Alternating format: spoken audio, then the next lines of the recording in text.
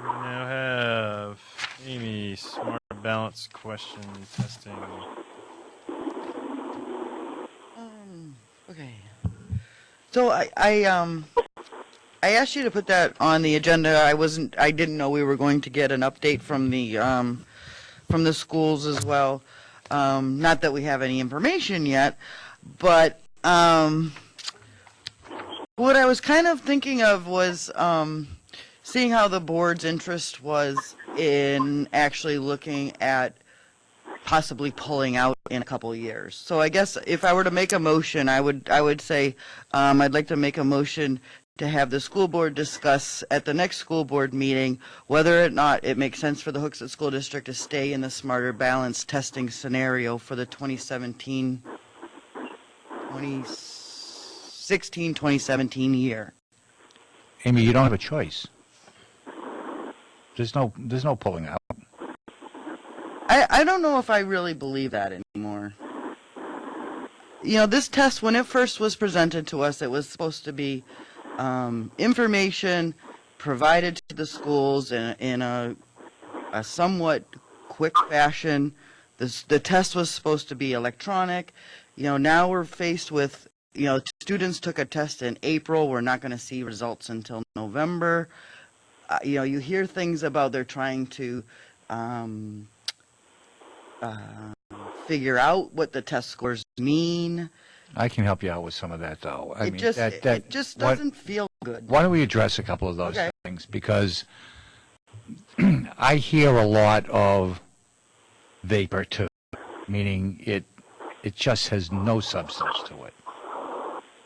The New Hampshire state law is that every student will participate in a state-adopted assessment.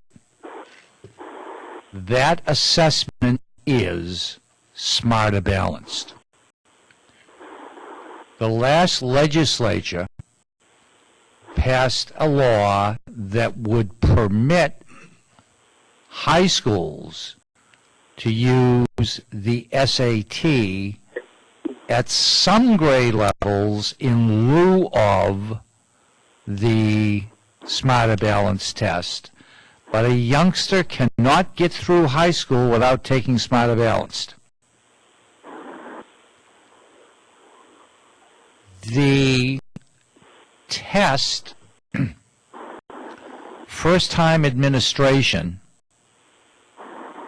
some school districts did not have the technology to do this online, to do it online.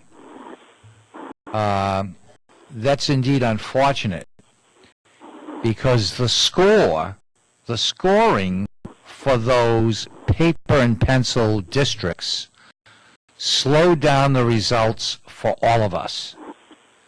In other words, if you want to analyze how the state did on a particular test, Smarter Balance test, you need all the results.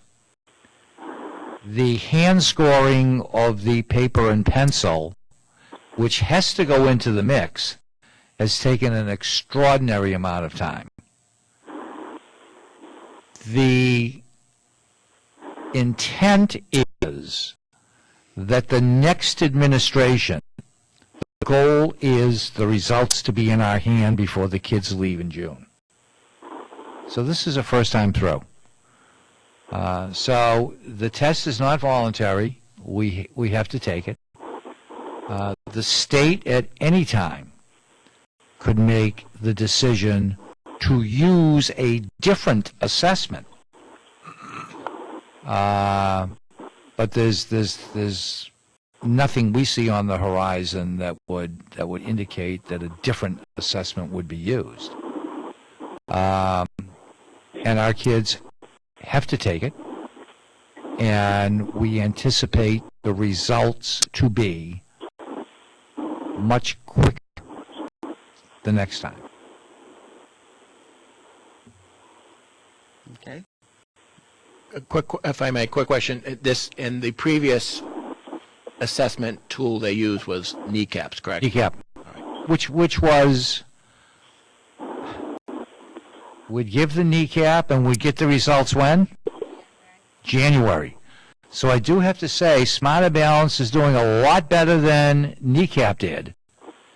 And the goal is that it be an even quicker turnaround, so our teachers would be able to see results of Smarter Balance before the kids leave. And the other question I would have, and I asked Mr. Harris earlier before that, because I noticed it on the thing, is there, between the assessment tools, the type of questions they would use in kneecap, are they completely the opposite? Are they pretty much, are they asking just pretty much the same questions that on the Smarter Balance assessment than the kneecaps? They're not way off on completely different tangents of questions. They're pretty much going to cover and make sure that the students are being assessed and understand those assessments, what they're being taught when the same, whether it's kneecap or Smarter Balance. Is it a completely different test that? Since you're asking me the question, I'm going to answer it. Okay. Then we're going to get a better answer than mine. I think one of the big differences between the two tests is the type of question requiring youngsters to exercise or to show higher order thinking skills more on the Smarter Balance than they did on the kneecap. But the real answer to that, Marge, is? That was the perfect answer. Thank you. But Jim, I think this is on, if I didn't break it. We're still looking at language arts and math, and they're the same concepts. Okay. But it's at a higher level and applying them across more than one standard. It's really about application. Which, But you have based on that, some- makes more perfect. Yes. Makes perfect sense on the benefits of this type of tool. Where the other one, it's more higher thinking level on the same concepts to deal with the future challenges the 21st century Right. approach to. So you had some multiple choice questions, and then you had the open response questions where students had to really think and apply their skills. And is it still true that if they thought and applied their skills and answered incorrectly a few times in a row, their questions would change compared to some other students? Yes. So part of the test was adaptive, yes.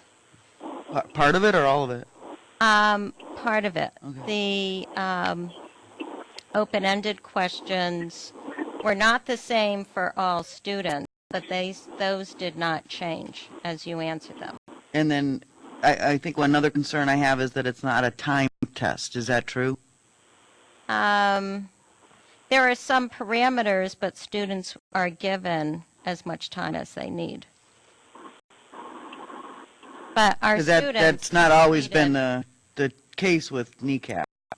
Well, there are larger parameters of times that the students used. I think even in kneecap, there were some additional opportunities for time as well. Okay. They're both power tests. Right.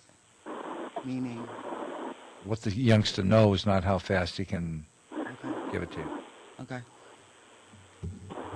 Thank you. Thank you. Yeah, thank you. That Oh, helps. I just wanted to see why there was a uproar that are they doing completely opposite things, and it's just No, same and- concepts with a higher level to have them. And remember, and I think putting it on the agenda and asking the questions is a great idea. Because then you're more able, when you hear something out on the street that is incorrect, to address it with correct information.